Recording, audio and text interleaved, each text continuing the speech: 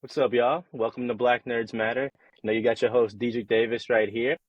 Today we have TreVaughn Ellis. He's a NOAA Hollings Udall scholar, recent graduate from American University, as well as a beekeeper and artist. What's up, TreVaughn? What's up, my boy? How you doing?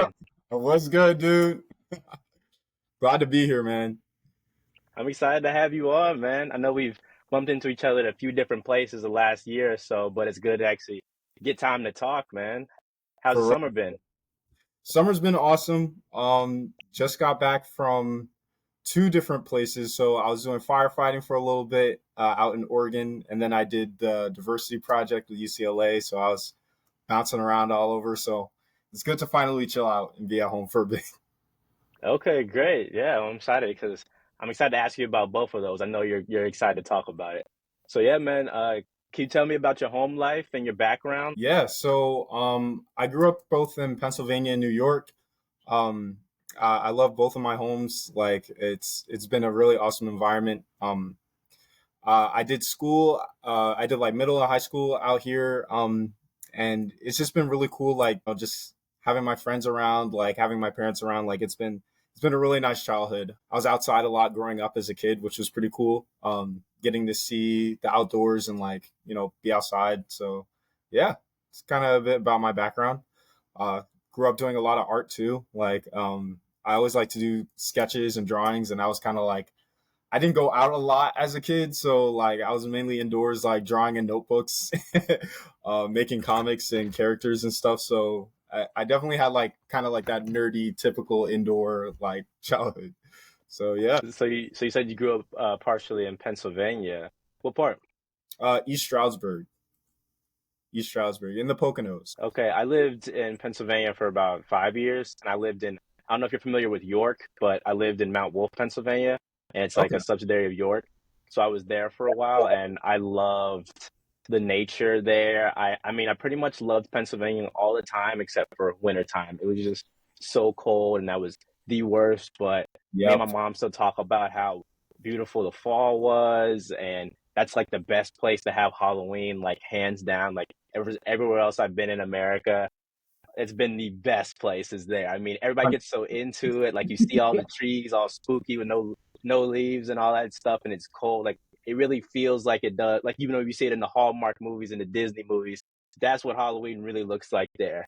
Yeah. So yeah, that's cool. So what about your time in New York? What part of New York were you living in? Brooklyn, East New York. So I was there when I was like really, really young. So it was really nice, and my father he still works out there, so we visit regularly. It was really awesome. Like had this really tight knit community of like other Caribbeans in the area who like it was really just like having multiple aunties, multiple uncles like around you at all times. The food was gas. Like I like sit here and I think about like doubles every other day. I'm like, bro, I need to go get a plate. Like, but yeah, I really liked my time out in Brooklyn, and I can't wait to go back. So I'm gonna be there soon. Where's your family from in the Caribbean? My dad is from Jamaica, and then my mom is from South Carolina. Here, so yeah, so I got the Jamaican thing going on. Okay, you been in Jamaica? Yes, well, once when I was like pretty young, it was for a wedding. It was pretty beautiful. We went during like mango season. I just remember being full. Like that's all I remember. It was beautiful. And I was full, but that's all. So, I mean, having the BIMS Tidal Wave fellowship and Noah Hollings, Udall, I mean, bro, you're no slouch when it comes to science and doing the whole STEM thing. What got you into it? Yeah, so when I was younger, I remember I was riding the train with my dad, and I was like, I was asking him about like something science related, and he like took me seriously, and I was like, I was too young to like probably like grasp everything entirely, but like I remember he took this napkin out and he drew like a circle, like he drew some circles and he explained to me like this is what a cell is. And I was really into Legos at the time and he was like, these are the Legos to life.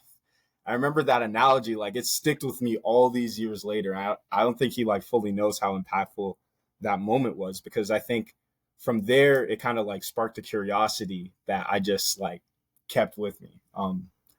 And we didn't always have fish, but I remember this one time we had this fish tank, and I was just like so fascinated as to like how do the guppies get their color, and how do they pass their colors down to their children? And like as a kid, you're just asking all these questions. And one thing I really like love about my parents is like they took my questions very seriously, and like they would explain it to the best that they could, and I would retain as much as I could at the time.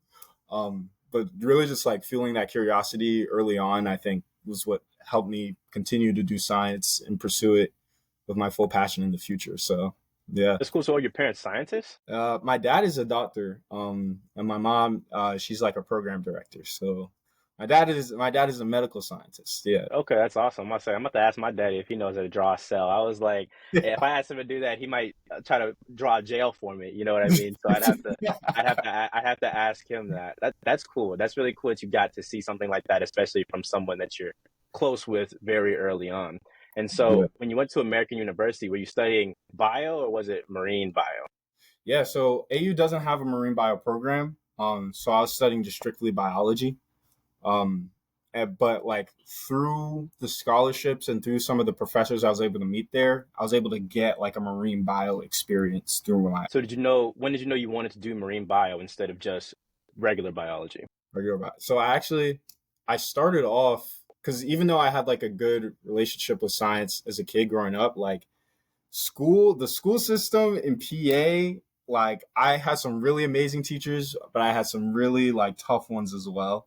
And I remember like going into going into AU, I had this amazing AP bio teacher, and I was like, like I did good in that class. I love AP, I love biology, but I'm not sure if I can do it all the way. You know what I'm saying? So I started off doing environmental science was my major. So I switched to biology my sophomore year after I had like a few bio classes. I was like, I really love this stuff. And then I was like, wait, let me go back to like my childhood passion. Like I really love the ocean and science. So that's when I started like looking for more marine bio related opportunities and getting into like, okay, like I want to be a marine biologist. Like that's kind of where that got refined sophomore year. I'm sure it was hard to get like marine interested in marine stuff being in Pennsylvania. I mean, I remember living there. Like, I remember seeing lakes or stream. You know, we had like a little creek maybe behind our house, stuff Yeah. like that, but never really the ocean, all that kind of stuff. And I always find it so interesting when I meet people who are from like inside of states or not from the coast, and they're like, I know I always wanted to do marine bio. I wanted to do it because it's like you really see it that one time when you're little or whatever, and you try. It just tracks you, it follows you forever. You eventually get into it. So that's awesome, bro. Man, how'd you get into doing beekeeping? I mean, I'm a huge honey fan. Like anyone who knows me know, I mean, like 7, 8, 9 biscuits and putting honey on them, and I'm getting honey butter sauce from Whataburger from our Texas Yeah. people listening to this. Like, man, I love honey. How you had to be a beekeeper? Because that's what I'm trying to do. Oh, okay. So throughout college, I worked with facilities management at my school. So I was involved in our garden club, and through our garden club, there was also a beekeeping club. And I remember seeing that. I was like, dang, it's so dope. Like, how can I get involved? And so, like, I was talking to the people in the club, and they were like, well, we have a class that we run. Like, it would be on top of like your current classes. But it's like 8 weeks. You do the curriculum, you pass the exam at the end, you become a certified beekeeper. So I did that on top of my classes. And then this summer, I had a scholarship to work at my lab over the summer on campus. And I was just like, also while I did the garden stuff, I was also in the hive. And so like, I don't know, I love the class, I love the community, I love like beekeeping itself. Like it really is such a calming activity. Like there's like thousands of bugs like going crazy around you, but you're just like centered.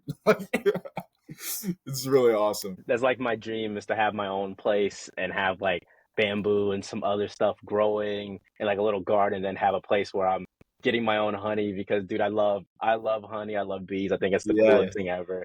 That's honestly I've never met anyone beekeeping, so I'm really happy that you mentioned that to me before we got on here because I was like, I love that. I'm really excited to talk about this. So Yeah. yeah, I mean, we're Black Nerds Matter. Everyone here is a nerd. What makes you a nerd? What makes me a nerd?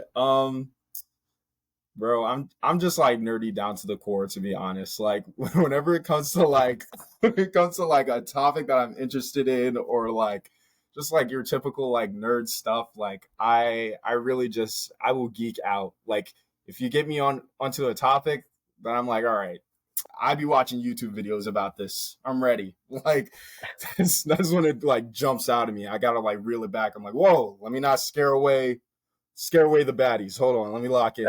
But um yeah, no, I love science. I love learning, and like people call that nerdy or whatever, but like I'm a nerd for sure. So rattle off some subjects. I'm sure there's some of those I like as well because I got so many niche ones that I can't talk about it with everyone, but you can talk about it here. Give Yeah, me some, man. Give me yes. some. Okay, so my first and like biggest nerdy love, aquascaping. It's kind of like the art of like underwater like gardening basically. It's like you pick your plants, like you have your wood arrangements, your rock arrangements, and you like landscape an environment like within like an aquarium or like a jar. Like I'm always collecting jars. I always have like in fact like even on my desk, I kind of have like this bowl that I kind of keep with like a bunch of like plants and stuff. So aquascaping for sure. Plants, just like plants in general. Like I always have my ferns and like I'm always like calculating like, oh, okay, how much nutrients I need to give them like this week. Like like really getting into the science of upkeeping things that are alive around me. Um, what else am I nerdy about? Space, underwater diving. A lot of like different random facts about like bugs and animals. Uh, I really just I'm a lifelong learner, and I think that's one of the things that like comes across as nerdy.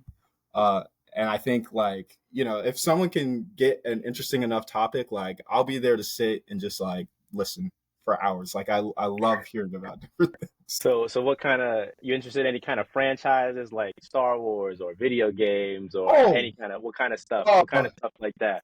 yes, Star Wars for sure. I actually just a quick interlude. Like I was at it was like at night. It was a Friday night. Like the everybody was popping off on Main Street. Like I was ready to go into um I was ready to go into this bar, and they were like, "Oh, it's a $5 cover charge. You can get some bills over at the arcade across the street." I'm like, "All right, bet."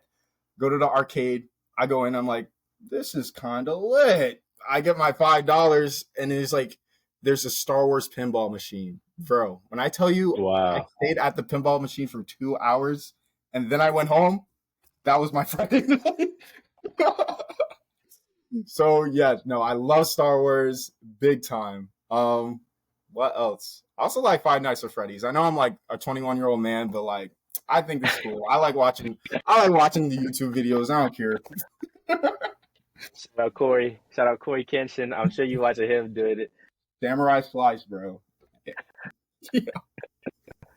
No, that's awesome. I love talking to people about stuff like that because I mean, people that know me, I'm huge into Pokemon. I just got into like Warhammer 40K because I was playing that stuff, like Elden Ring, any kind of stuff. I'm sure we're losing some viewers right now just from Oh, talking about that kind of stuff, but hell, we're nerds here. This is the yeah, kind of we're stuff they're tuning in for. But I love all kinds of things like that, especially Star Wars, like playing Battlefront 2 with one of my best friends from home. I was like yes.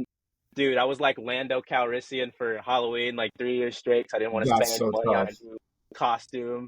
Just grow a That's so mustache. And that's all I really had to do. Nice cheap costume like that. So it's just, I love that. I love embracing that nerdy side and it not just being science, but even being just, yeah. dorky stuff, Literally. Bakugan or some just silly stuff that we used to do as kids and, you like as a kid, but then you become an adult. You're like, oh, I can like this again. Like it's even more fun.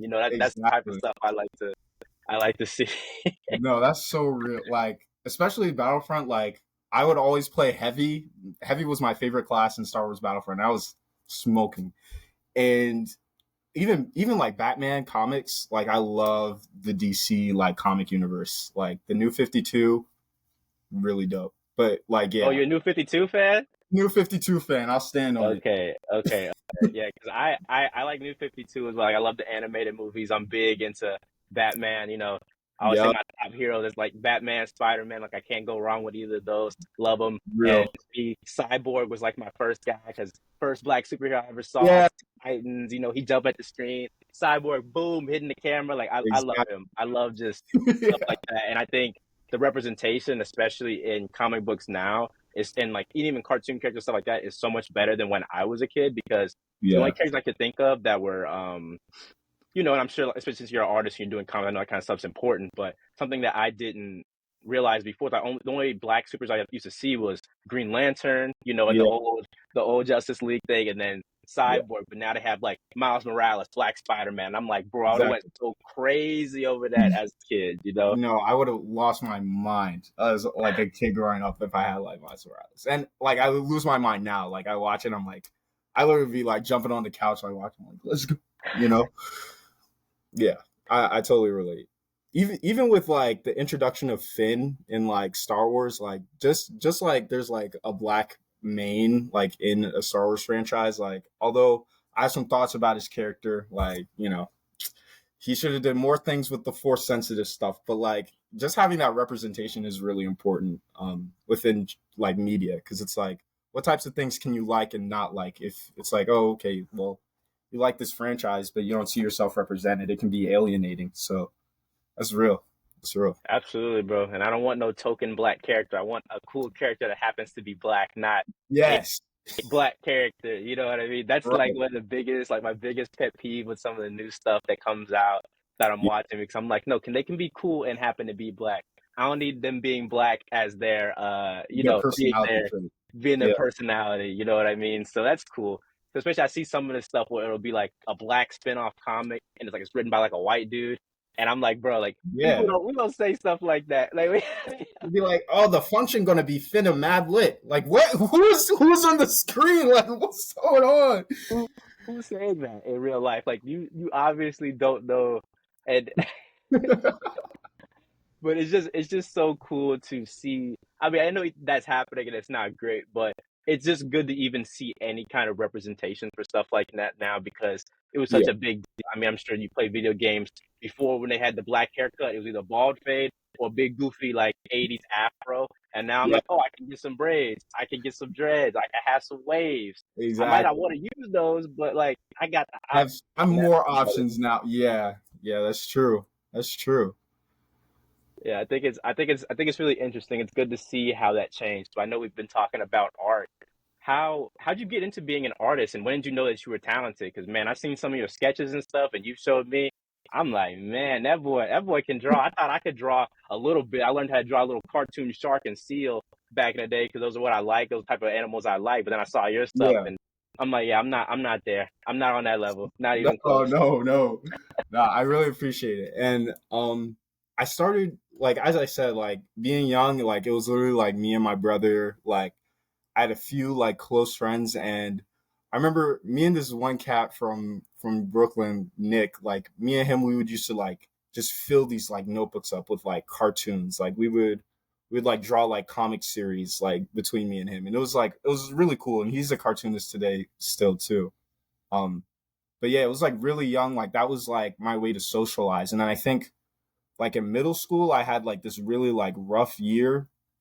And I think like through that year, I kind of also realized like drawing is like how I learn and like process information.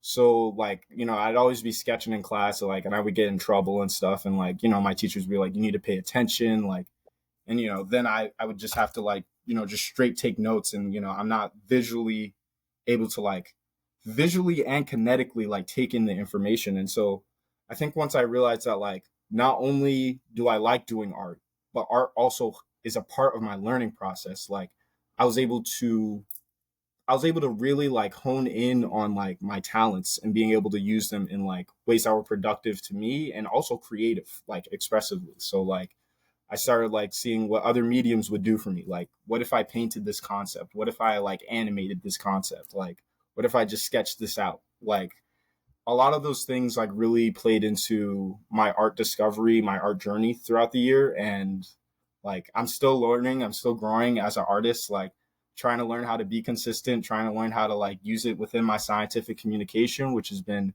a large thing and a really awesome journey that I've been going through. And yeah, like I think learning about it was like I think I kind of realized like in middle school, like, oh, I could do something with this, like not only for others but for me. Is that when you found out you were good, or did somebody just tell you one day, "Man, this is great"? When did you Yeah. find out you were great at it?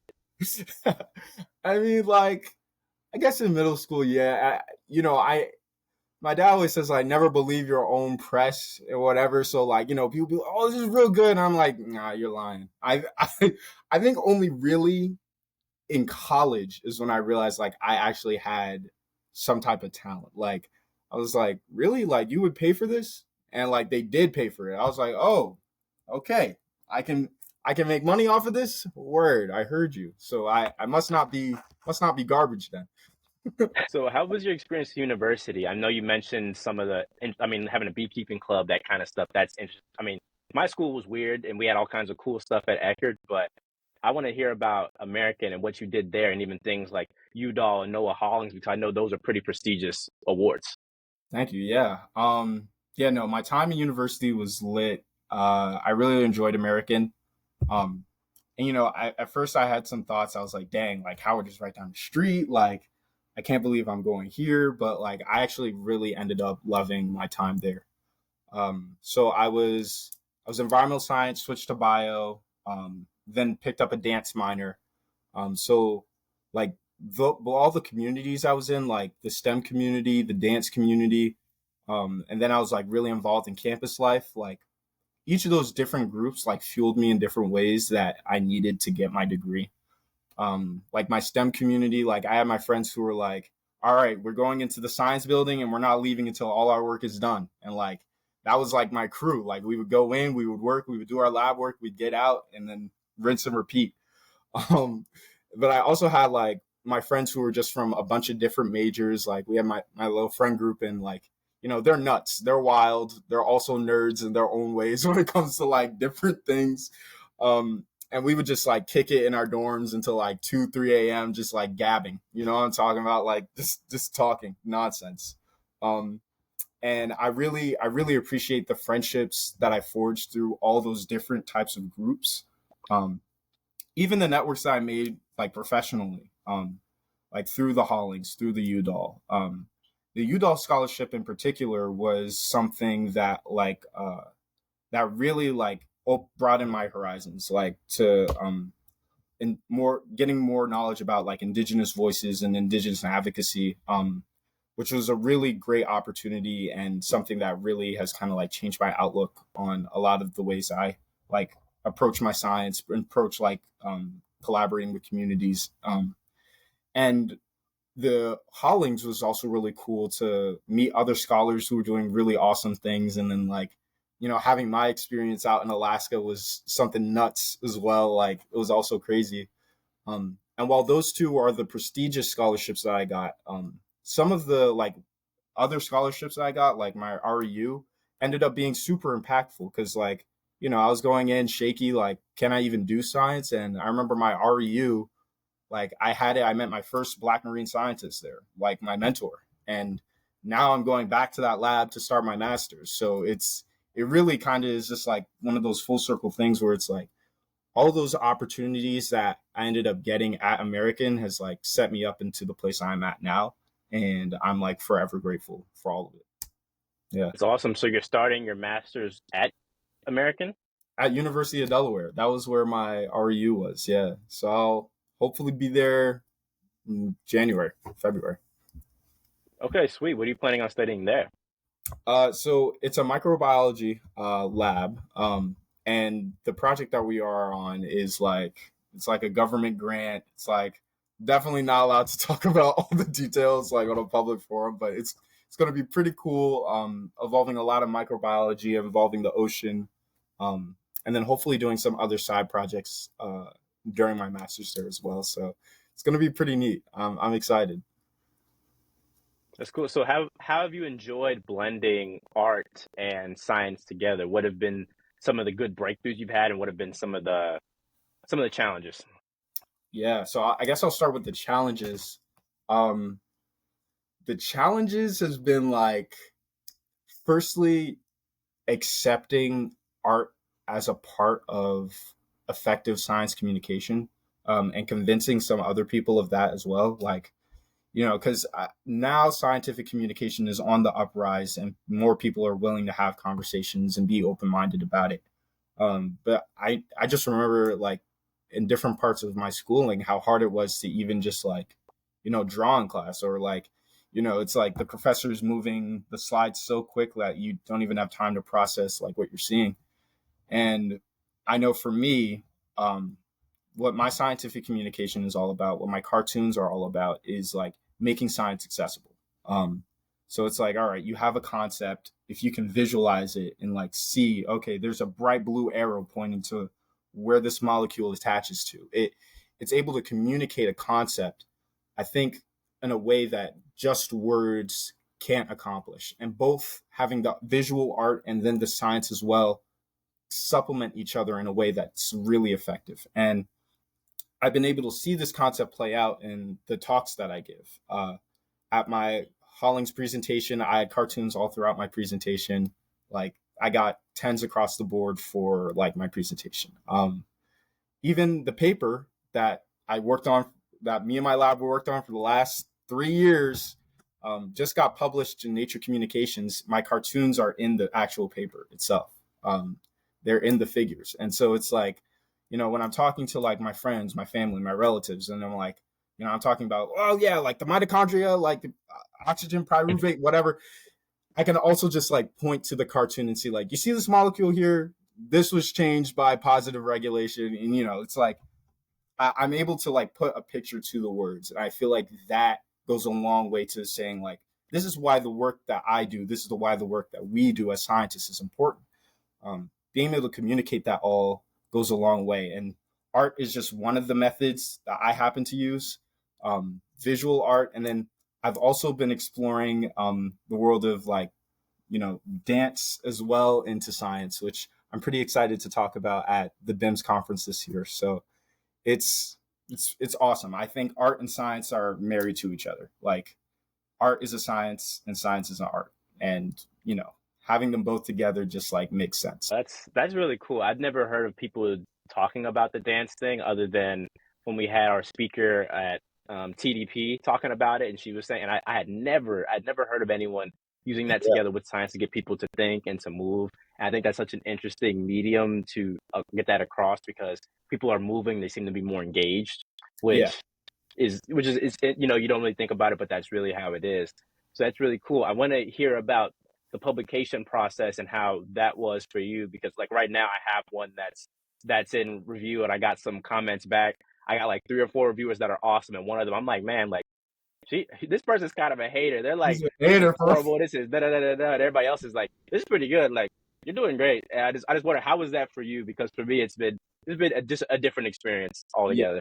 Oh no, and it's been an experience. Like I remember we submitted the first time at the start of my senior year.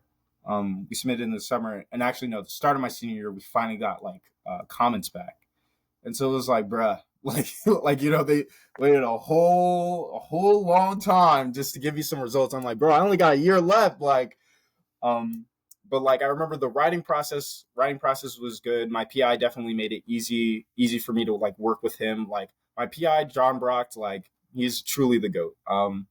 Like the publication process was hard. Like there were multiple papers that were just like rejection, rejection, rejection. And it was like, remember after the first rejection, I was like, brother, like I can't, I don't know.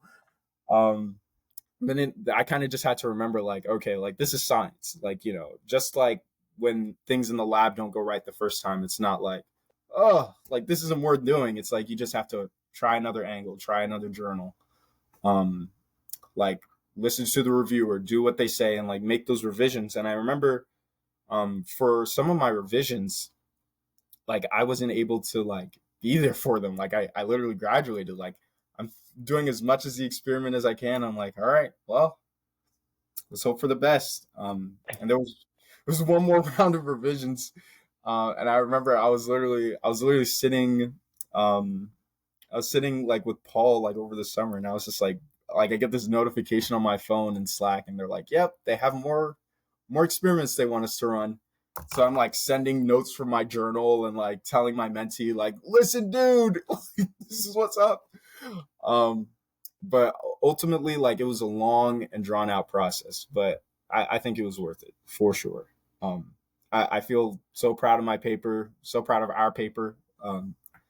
It's been rewarding, but it was definitely a grueling process for sure. So what are your other future plans? I know you talked about your master's. Do you have any other upcoming projects in either science or arts you want to tell us about that you can talk about? I know you got the whole super secret government breathing down your neck, and I don't want to see someone come out of a black van and take you away. You know what I mean? I'm not trying to have that happen. So tell me what you can. Don't give me too much.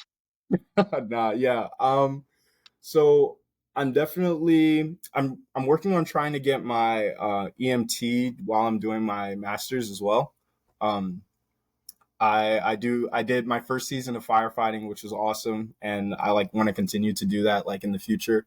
So working on trying to get that out the way so I can like have that like kind of like just seeing like how the EMTs were out on the field and like having that type of medical knowledge to help people while they were out in like sticky situations. I was like, bro, I find myself in way too many sticky situations to kind of like not know that. So I'm trying to like learn that while I'm also doing my master's. Trying to dive more now that I have an open diver, like open water certification. Thankful to the diversity project out of UCLA. Shout out Paul. Shout out Paul. Shout out, Paul. So definitely trying to dive some more. Trying to get more active on my art account for sure. Um, I definitely took a hiatus over the summer to do some more work for like just whatever I was doing at the time. So trying to get my art account back up and jumping and just trying to stay fit, stay healthy, just do my thing as a scientist and individual. uh, but I guess the most recent thing that's upcoming is the BIMS X talk at BIMS Week 2024. Just been refining my talk, getting everything ready. If you're are you going to BIMS Week? Yeah. I'm Tidal Wave fellow. Oh yeah, that's right. Congratulations, by the way. So yeah, Thanks, bro. so yeah, just trying to refine my talk to make sure that like you and like whoever else is there like has the best time as possible. So yeah, that's kind of let's call it kind of all that's in the cards for me. Enjoying the PA fall type of vibes before I have to like start raking snow out from under my feet. But yeah, Yeah, so you talked about firefighting, dude. How was that? I saw the pictures and stuff on Instagram. That looked sick. Tell me, bro. that was lit. Like and like after I graduated, right before I graduated, as I was applying to grad schools, like I didn't get in to like the schools I selected. And I was like, no, like what am I gonna do? Um, and me and my friend, we had a plan. We were like, oh, we're gonna do firefighting and like fishery observing. And I was like, all right, bet that. And so we kind of both just took parts of the plan. Like I did the firefighting, he did the fishing, and I was like, all right, whatever. But it ended up being really fun. It ended up being really, really fun. Like bunch of hours of classes, like 20 days in the woods, like total, I think for me. Like literally camping out under the stars, no shower, like like hiking Whoa. every day. Like it was crazy conditions, crazy work. And like in the beginning, every day felt just like, whoa, where am I? But then like you kind of build these really intense like relationships with the guys on your crew.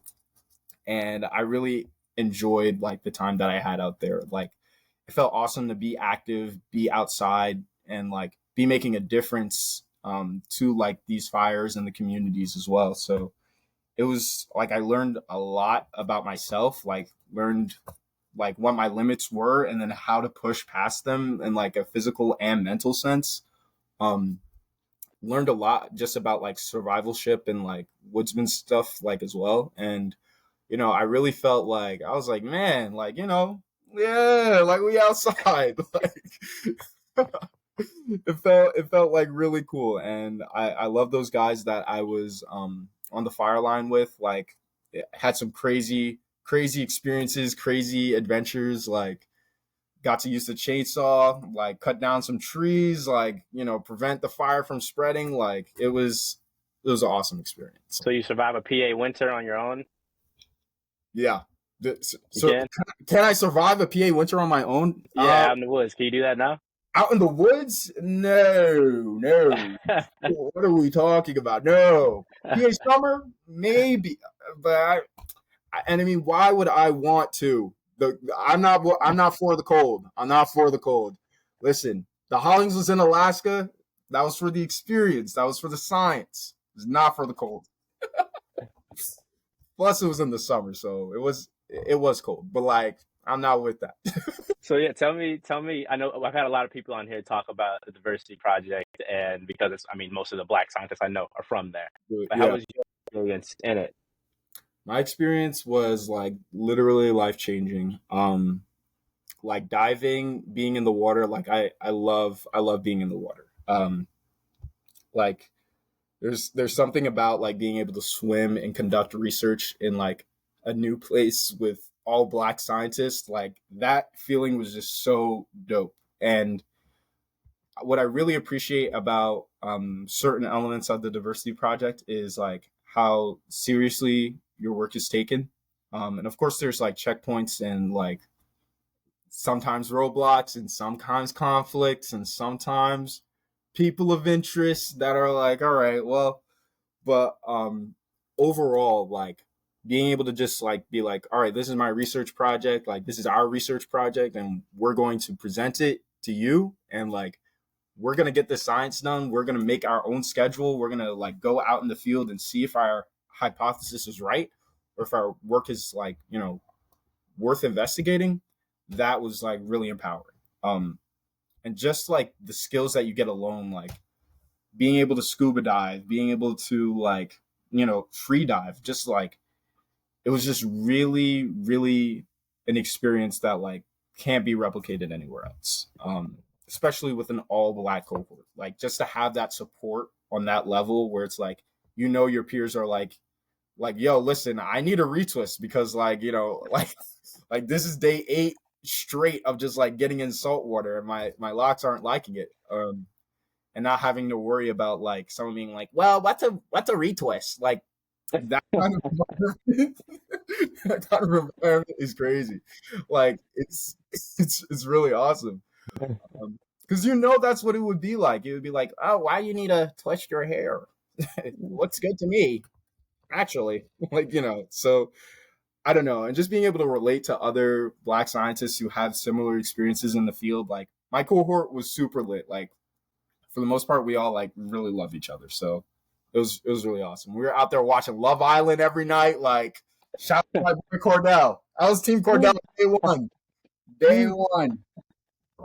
Been dealing with too many Koyes in my life, for sure. But yeah, it was an awesome experience. Okay, so our last question for you. You're a cartoonist. What's some of your favorite cartoons? You said Finn earlier, and his first thing popped in my mind. I was like, oh, Adventure Time. That's my jam. Fiona and Uh, Cake. What's your favorite cartoons from my cartoonist, our resident cartoonist? ooh, the resident cartoonist. I love that title. My favorite cartoons. I I recently rewatched The Amazing World of Gumball. Like I Ooh, really like that cartoon. That was always just like fun for me as a kid. I love the humor. Um, Let me see what else. My other favorite cartoons. Mm, I started to get into. I wanted to name one like a kids cartoon like Gumball, and then like my favorite anime, Death Note. Love Death Note. Like the art Death style. Note. Okay. And then recently, my favorite cartoon, like and the art style, story, everything. Scavenger's Reign. If you have you watched that one?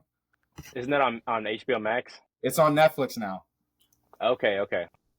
When I tell you the like peak animation, storytelling, really cool, the environments, that's my number one cartoon right now. Like I love space, anything like space or sci-fi, like new planet type of vibe, like that's my jam. And Scavenger's Reign, really awesome. Okay, that's cool, bro. I like anime a lot. I'm big into like the adult cartoons.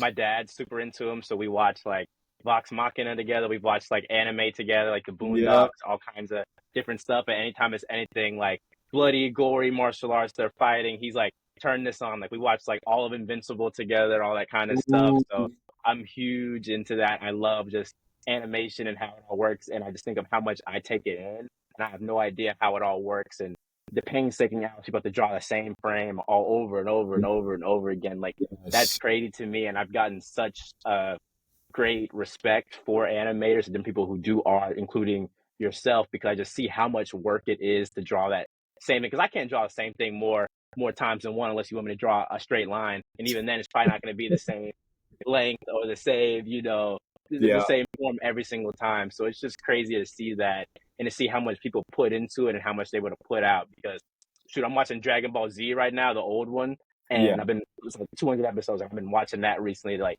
keep me sane. And I'm like, man, this is some good TV. This You is know a what I good mean? This is some TV, good good TV. animation. Yeah, I like this is that good. So this is what they be talking about. I see why this is like the golden age of anime people talk about, but it's just yeah. Exactly. No, animators are crazy. Like, and I mean, I'm not like I do a little bit of animation. I wouldn't call myself an animator. Like, bro, animators who be like stuck in they room just with the pen, just drawing. Like, they're different. Like, and God bless them because my life would not be the same. Okay, I think I lied. I think I got one more for you. How has being a person that's well-rounded and doing all these different things, how do you think that's affected you personally? I mean, you talk about the dance, you talk about the art, you talk about the science. I meet some people who can be not necessarily one note, but they have one thing they're really focusing on. How are you balancing all these things, and how do you think they affect you as a greater overall as a human being?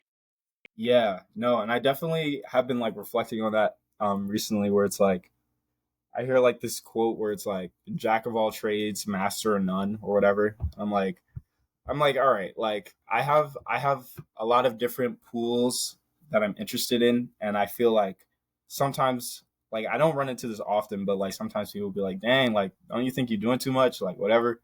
Um and I think one of the things that I've started to like really come to peace with is that like my life, I only get one chance at this. I will only be 21, and at this time, like I'm only going to be this person that I am like today, and like tomorrow's going to bring something new. And so I think like being well rounded, whatever that means, because like I don't feel like I'm truly round. I think like I'm a block, and I'm constantly like shaving off different sides. It's like I'm like, all right, like what side are we shaving today? I think it makes for a fuller life. I really do, because it's fun to explore different things. It's fun to be bad at things and then become better, and then like fall off and then try to regain that skill and regrow. Like even with my art, like sometimes I'm like, all right, like I'm not progressing as much as I remember I should. Like let me go back to practicing. Let me go back to like exploring new styles and like refining my skills. And I think personally, I think it's helped me make a lot of friends, make a lot of connections. Like, it's just like, oh yeah, like I was a beekeeper too. They're like, what? That's so random. Like, how and why and when? Like, you know what I'm saying? Like, um, and it's something that like, it's like like in a video game, like you collect different skills, you collect different buffs, you collect different items because you never know when you're going to need them. And the quest is long and it's going to be crazy. You'll have side quests, and like I love a good side quest. I'm trying to rank up my XP, trying to get my experience up. So I I just think of it that way, and I'm like, all right, like when my character reaches the final level and the credits are rolling, like I hope that that list of like buffs and tools and experiences and like connections that like I made throughout the years, like I hope it's long, I hope it's full, I hope it's fruitful. Because ultimately, like I think one of the biggest things, it's like I would like to be in the future someone to say like, oh yeah, like I know a black firefighter, or I know a black beekeeper, or I know a black marine scientist. Like maybe I want to do that too. So I think that's always been like my long term goal is like be the best person that I can be, have the most fun that I can have, and do it all do it all while I have this one chance to do it. So yeah, that's kind of where I'm at with that. Man, a master's is a hell of a side quest. You're gonna get plenty of XP from that, bro. Uh, TreVaughn Ellis, man, thank you so much for being. I really appreciated this. This was great. It was just great to talk to you and hear everything. I'm excited to be able to hang out at BIMS. Thank Yes. you, everybody, so much for listening. This was great. I had a great time. Peace out. Yeah, peace. Thank you, man.